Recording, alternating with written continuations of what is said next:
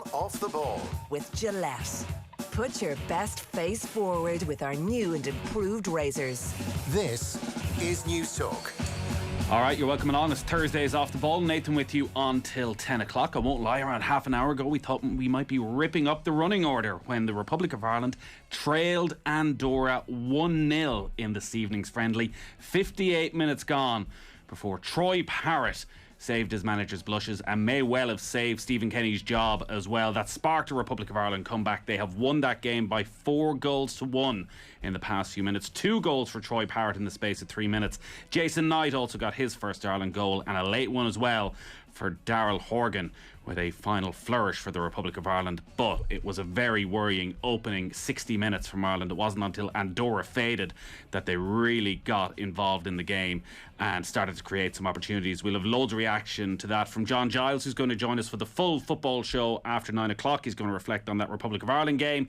He's also going to talk about the Champions League final, and he'll give us his team of the season as well. We'll have Stewie Byrne at 7:30, and we'll hear from Stephen Kenny as well when he does his press conference over the next few minutes. Another game to come for Ireland in a few days' time against Hungary, but that looked very dicey for quite a while. Give us your thoughts, 53106 at Off the Ball if you want to get in touch on Twitter. Richie McCormack is with us. Evening, Richie. That felt like penance for a lot of that match, didn't it? Well, felt like he'd done something wrong. Like he gone into the sacristy and he'd go like, "Oh, I gave cheek to my mum, I cursed, and I stole 20p off the counter." And he was right. You can sit down on a sunny evening at 5 o'clock and you can watch the entire 90 minutes of Andorra versus the Republic of Ireland in an end of season friendly, and it was everything for an hour that it was, I guess, made out to be, or was going to be, because it was a tough watch. Well, that is every Republic of Ireland friendly for the last 20 years in many ways, which is about 400 Hail Marys, I think. We have really sinned to have to sit through these things. But Joe Molloy, as you know, front and centre in the Stephen Kenny, pro-Stephen Kenny camp. An hour gone there. Serious questions been raised, but at the end, it's, I think, the second time in the last 9 years Ireland have scored 4 goals away from home. Everything's rosy in the world again. Yeah, it's not though. That was a bad performance. That scoreline, I mean, they'll talk it up and they'll accentuate the positives, and I guess 4-1 is good and everything, but as another really worrying performance, you would have to say. Like, if you were to get to the nub of the issue, at any stage where Andorra had energy and were pressing in particular and weren't fading, you used the word fading, I think that's the right word, we couldn't cause them all that much trouble. Like, the first hour was just so poor. It was just worrying. First half hour in particular. The last 15 minutes of the first half were okay because I think they faded. They gave it a good old go for 30, 35 minutes. And then they faded for about 10, and we had a good 10 minutes. And Ireland did pass the ball very well in that 10 minutes with pace, finally, and moved the ball at pace. But, like, if you're taking that first, if you want to take anything out of this, I would discount the last half hour when we scored our goals. I would look at the first half hour when Andorra were kind of okay. And, I mean, they're pressed. I don't know how many times they won the ball high up the pitch from us trying to play out. We didn't create anything. It's worrying. It's not good, I'm happy they got the win, and because it would just turn into a circus, and all sorts of silly things would start being said if they hadn't got the win. So I'm really happy they got the win, and they were obviously the better side, but I mean, they are the better side. It's Andorra. But there was no great leap. If you were kind of maybe putting a bit of hope in these 9 days, this camp almost prompting some kind of quantum leap forward, in my opinion, we didn't see it. No, there's no sign really of any progress. And Ireland's last 3 games now are a defeat to Luxembourg, a draw in Qatar, and a late half an hour against Andorra where they scored a few goals. And there's very little sign of, well, there are signs of more expansive football, but not that Ireland can play it with any great cohesion or intent. And by playing that more expansive brand of football, they're leaving themselves totally open in midfield and at the back. And every time there's a chance created, there seems to be 30 yards between whoever the defensive midfielder is meant to be and the centre backs. And every team are making hay there. And then the goal that was scored, like, this is basic defending from a set piece. And Stephen Kenny spoke before the game about finally having the players on the training ground, and they're all looking at each other when the ball is headed into the back of the net as to, like, who is meant to be marking this guy who suddenly finds himself in 10 yards of space in the middle of the penalty area. So it is going to keep the massive questions about Stephen Kenny going, and also about the quality of the players, which we can't get away from. Like, it feels as though there's a complete lack of leadership, with the exception maybe of Conor Hourhan, who you could see at times trying to do the right thing. But like Matt Doherty, time and time again, it feels was taking the easy option. Like, you're playing for Spurs. I know it hasn't gone well this season, but you are on that pitch. You are the most recognisable player. You're not the most experienced, but you're the guy playing at the highest level. You need to go out there and express yourself and show the younger players this is what you do. But time and time again, he'd step inside and take a nice little ball, wouldn't take on the full. Like, it's the Andorran fullback. Run at him, do something, take the initiative. And it just wasn't happening. And like that, as much as we can say we don't have the players, and James Collins misses an absolute sitter and doesn't really offer anything, it just feels that to try and implement a better style of football, like, we're seeing little of that, and it's causing massive headaches all over the pitch. So I don't think the fallout of this, despite the result, which, as you say, probably avoids the circus and genuine questions about whether Stephen Kenny lasts to play Portugal in September, I don't think anyone, like, dear God, like the fear we're going to have going to Portugal in September after watching that, it's not great. Yeah, agree with all that. We've been too negative, Rich.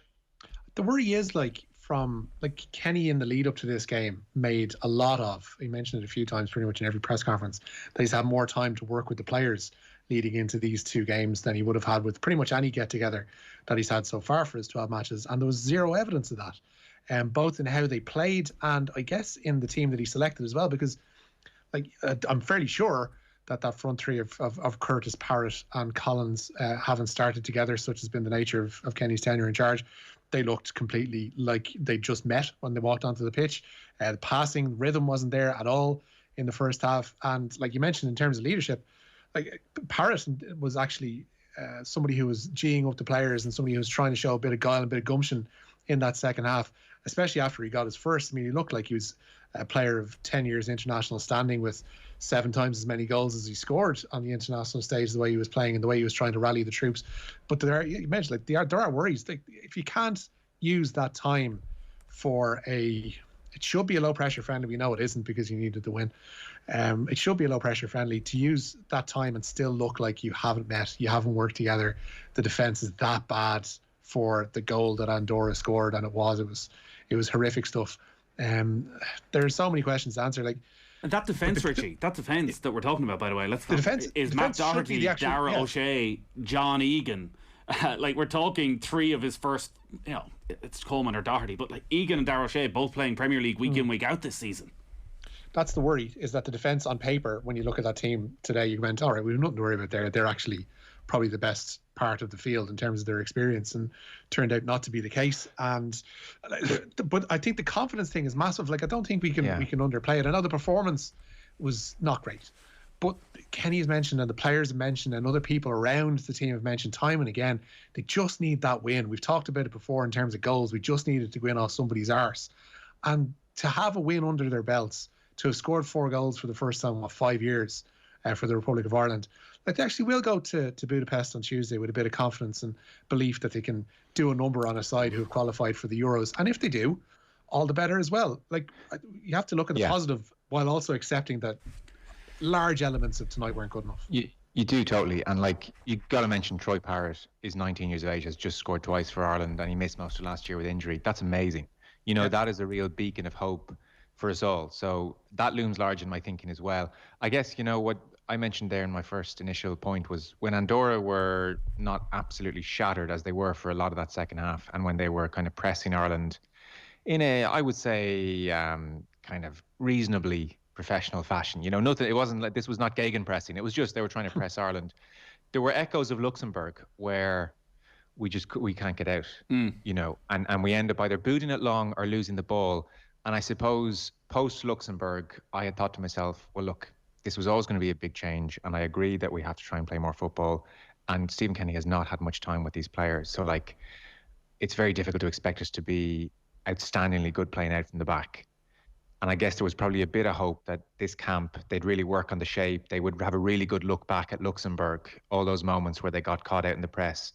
and we'd see a big improvement. And for me, that first half hour, I was looking for that amongst other things, and it wasn't there. I think it gave Andorra great encouragement that we either went long or lost the ball. And so you kind of wonder then, is it down to the players? Is it down to the coaching? I don't know the answer to that, but you wouldn't proceed with great confidence now. Richie Salier made the point at halftime, and I was thinking exactly the same thing. If you were doing your due diligence on Ireland now, you would say, let these fellas play it from the back and hit them, and you're going to get the ball off them, and you'll get a goal or two out of this. And we're still here 12 games in, that's still a big issue for us.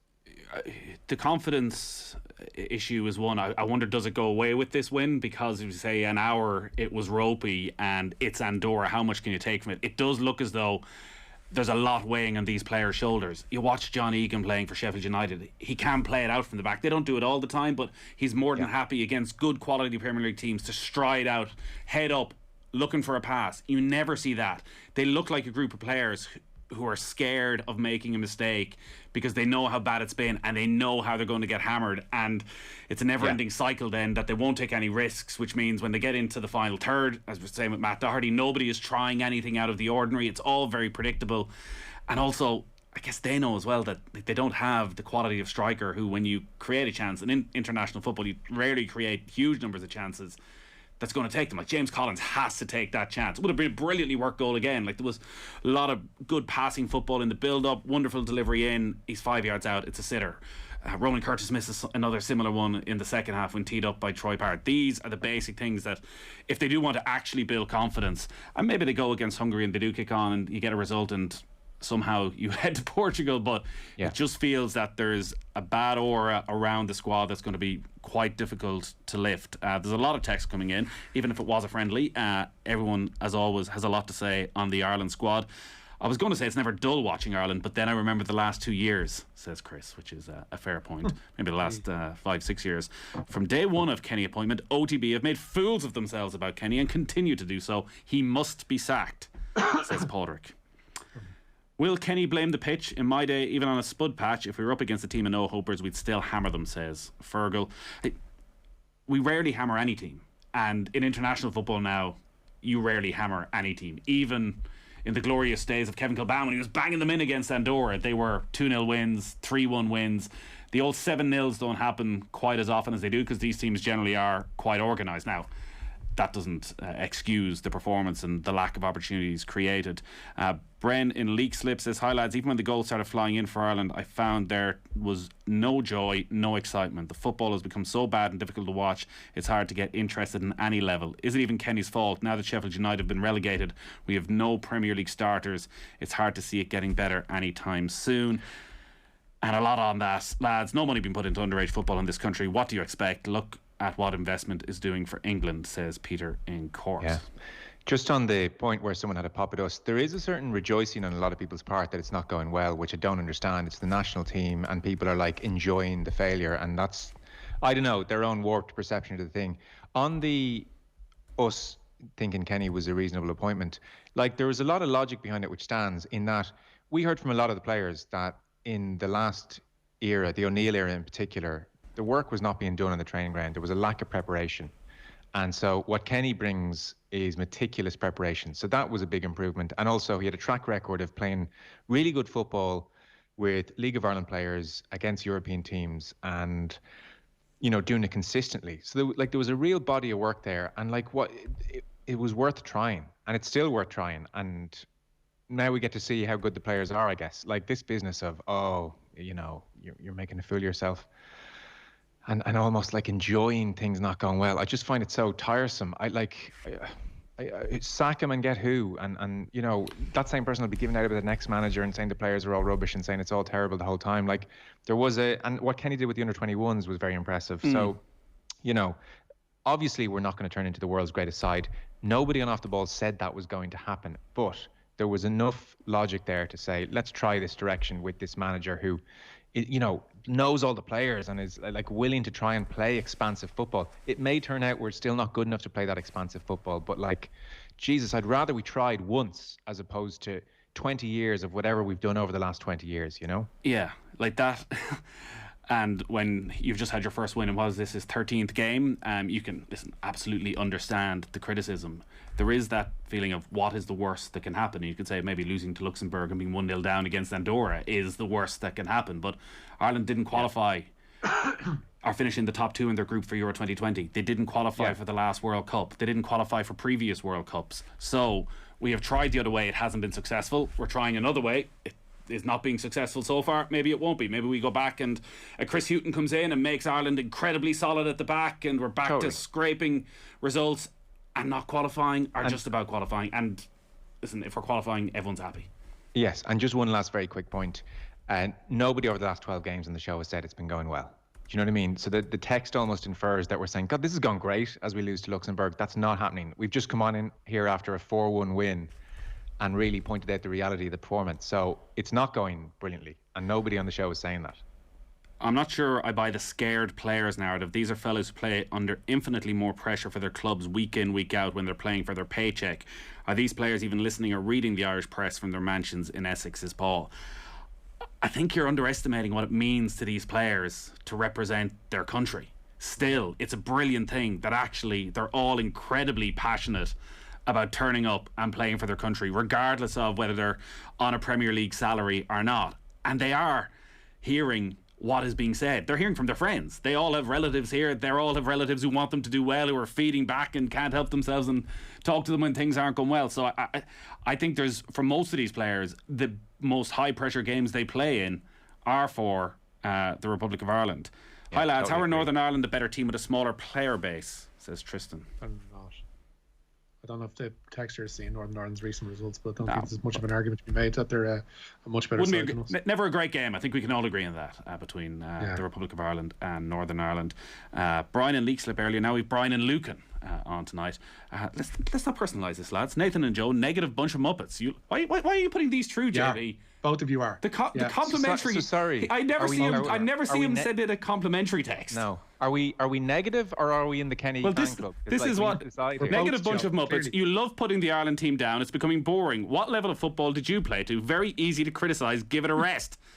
Says that's the Venus Williams response there, isn't it? I just look at these people and realise they're never going to be at my standard, so I don't care what they ask me, really. Listen, I think people are watching it. They're not happy with the style of football. So obviously, if results aren't going well, there's going to be criticism. Keep them coming. 53106. No, nobody was making the point that we could have done better, but we are journalists. We are watching the games, so like we're here to talk about them as honestly as we can. No, I just don't like the. Sorry, I'm breaking habit of a lifetime here by engaging with just texts that I think are just deliberately trying to troll or wind up. I just find I don't know why the Irish team has become this source of like vitriol where like it's the Kenny camp versus the others, and I just find it so grim, the whole thing. Like, let's talk about the team honestly, let's be realistic about it, but I mean this business of war at the moment is crazy last year. The news round and off the ball on News Talk is with thanks to Gillette. We don't just play the game, we change it. Gillette, made of what matters. Richie, you want to run through some of the stories in the news round?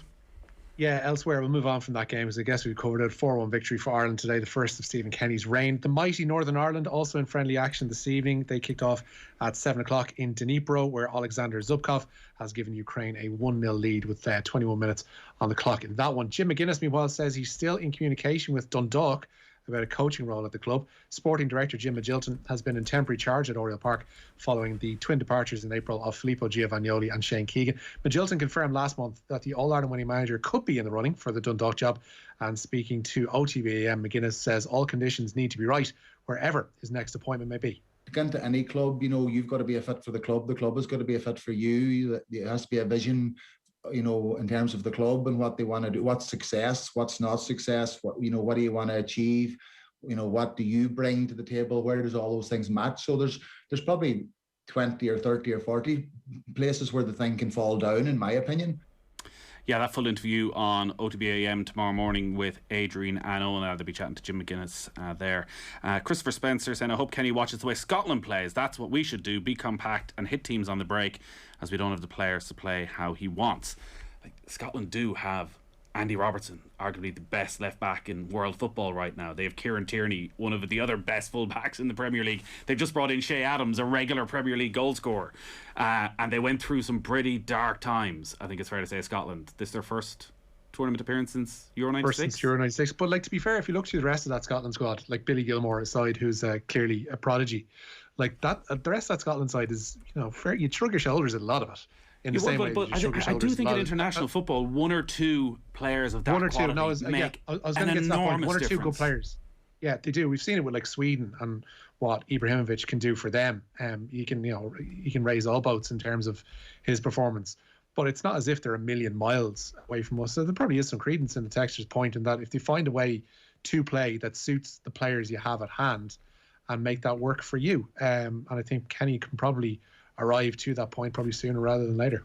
I don't know if you have it in your newsround because it just came out in the last half an hour or so, but Trent Alexander-Arnold is out of Euro 2020, picked up an injury for England last night in the last few minutes of the game, so he's going to be out for 6 weeks. They're not going to announce a replacement until after their friendly at the weekend, but after all the debate about Trent Alexander-Arnold, it's nice that Gareth Southgate will surely come out at some stage, well, if we had Trent there, things could have been totally different.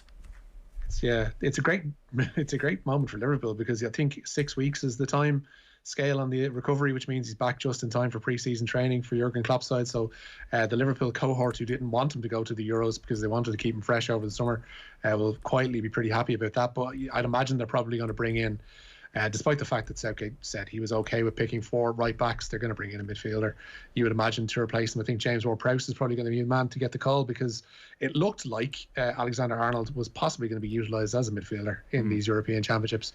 And Ward-Prowse, I think, given his performances for England over the course of the last year or so, was probably unlucky to miss out on that call and maybe the one to be fortuitous in Alexander-Arnold's misfortune. Shane Lowry, good form continuing? Yeah, decent day so far. He's 2 shots off the lead on 4 under par on the opening day of golf's Memorial Tournament. He still has 3 to play. Play's been suspended due to the weather at Muirfield Village. Rain and lightning there. I believe it's a regular thing, according to Twitter at least. Padraig Harrington, meanwhile, 7 over par, 2 double bogeys and a triple bogey on his front 9, leaving him, as I say, on 7 over. Colin Morikawa leads on 6 under par. Rory McIlroy was due to have gotten his first round underway at 6:45. That's naturally been put back an hour or so until play gets back underway there. For all of you Golf Weekly subscribers on Patreon, an interview with Jean van de Velde is up there waiting for you right now. Joe and Peter Lowry were chatting to Jean van de Velde earlier. I haven't heard it yet, Joe. When did you go with it? Did you give it 10 minutes? Did you go in question 1? How long do you wait before you bring up what happened at the Open? About 20. Wow. Yeah. Well done. It's funny, I was saying to him that I was asking him, was he a football fan? And he was saying, yeah. And I was saying, Mick McCarthy, Roy Keane. And he was like, oh, yeah. And I was saying, we had Mick McCarthy a couple of years ago. And Mick was saying, whenever he talks to someone new or meets someone new, internally, he's just thinking, how long before they ask? How long before they get brave enough to bring it up with me? And he was like, I can see where you're going with this.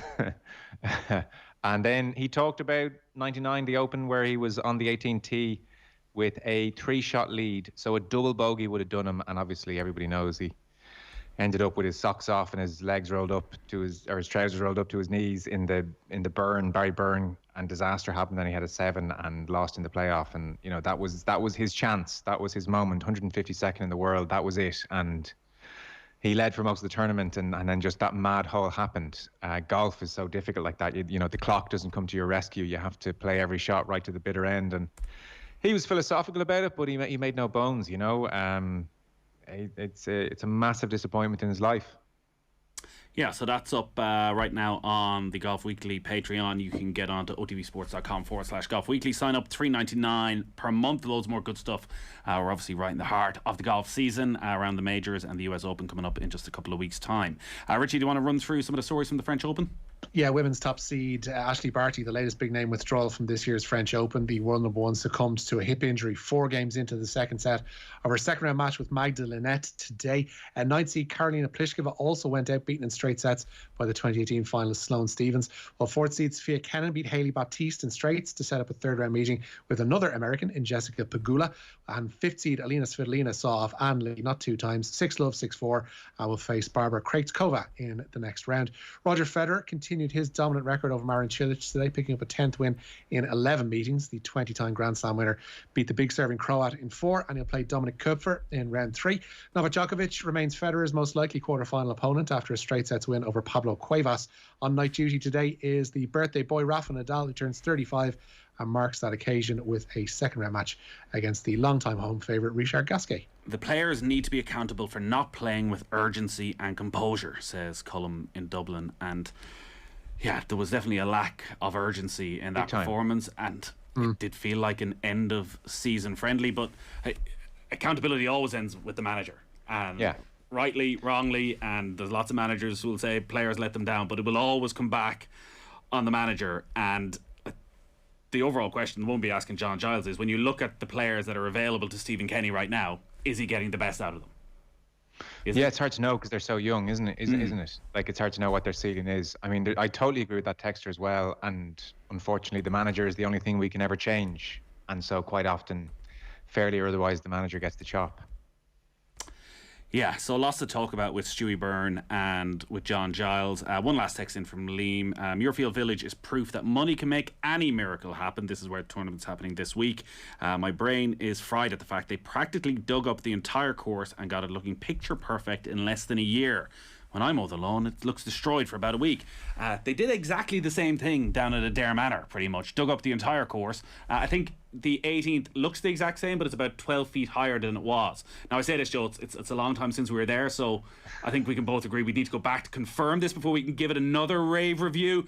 But listen, we'll try our best to do that. We couldn't give you any guarantees around it right now. It was lovely the last time we were there, but it's so long. Muirfield Village is proof that money can make any miracle happen. Well worth checking out. And Rory just about to tee off. We'll keep an eye on that over the course of the evening, but we're going to be focusing a lot on the football. John Giles, as I say, the later time of 9 o'clock. He'll also look back on the Champions League final, where it went wrong for Manchester City, and he'll give us his team of the year. But stepping into John Giles' regular slot at 7:30, Stewie Byrne is up next. Richie, thank you. Joe, thanks as always. All right, lads. The Newsround on Off the Ball. With Gillette, we don't just play the game, we change it. Gillette, made of what matters. At Experts Electrical Stores nationwide, live healthy like a Bosch with up to €100 cashback on selected home appliances.